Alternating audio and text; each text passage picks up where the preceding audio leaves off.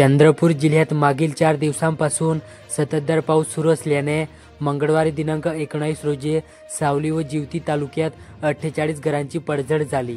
यामध्ये जीवनोपयोगी वस्तूंचे मोठे नुकसान झाले। नदी व नाल्यांना पूर आल्याने सायंकाळी 7 वाजेपर्यंत जिल्ह्यातील 18 गावांचे मार्ग बंद होते।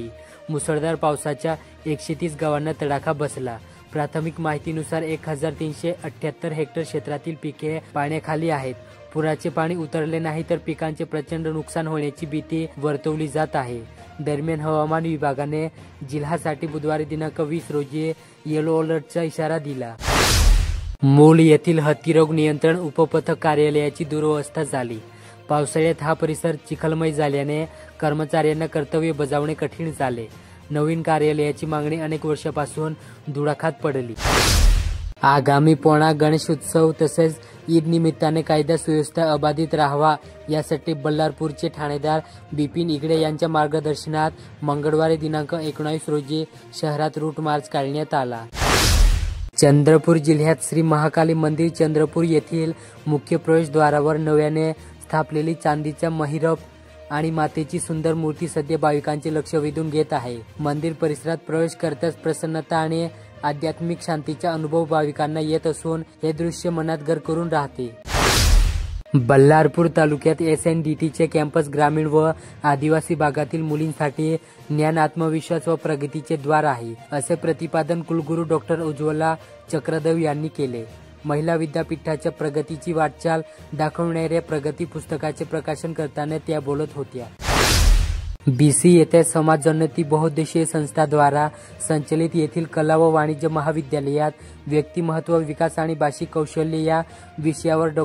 VR जीवतोडे यांचे व्याख्यान झाले। अध्यक्षस्थानी प्राचार्य डॉ. VN ठावरी होते।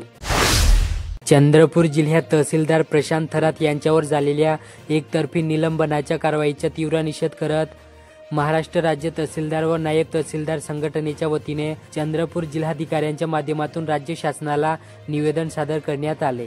सखोल चौकशी न करता घेतलेल्या अन्यायकारक निर्णयामुळे प्रशासनात असंतोषाचे वातावरण निर्माण झाले असून अशा प्रकारची कारवाई अधिकाऱ्यांचे मनोबलावर घातक परिणाम घडवत आहेत, असे निवेदनात म्हटले।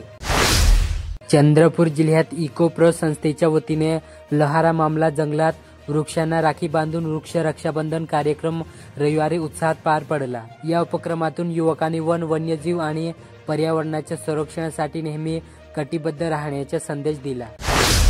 कृषी विभागाच्या योजनांमध्ये लाभार्थ्यांची निवड आता लकी ड्रॉच्या पद्धतीवर आधारित होणार नाही, असे कृषी विभागाने जाहीर केले। यापूर्वी लकी ड्रॉ पद्धतीने शेतकऱ्यांना योजनांचा लाभ मिळत होता, पण आता ही पद्धत बंद करण्याचा निर्णय घेण्यात आला। पुढे योजनांचा लाभ घेण्यासाठी शेतकऱ्यांना पहिला येणार त्याला फायदा मिळणार या तत्वानुसार निवड केली जाणार।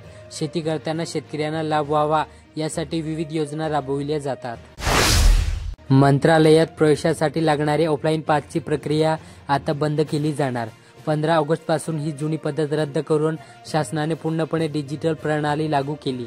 मंत्रालयात कामासाठी येणाऱ्या नागरिकांना आता डिजी प्रवेश ॲपवर नोंदणी करूनच परवानगी मिळणार। चंद्रपूर जिल्ह्यात पर्यावरण रक्षण आणि भारतीय संस्कृती जपण्याच्या उद्देशाने संकल्प ज्ञानपीठ चंद्रपूर येथे 17 ऑगस्ट रोजी पर्यावरणपूरक गणेश मूर्ती कार्यशाळा मोठ्या उत्साहात पार पडली।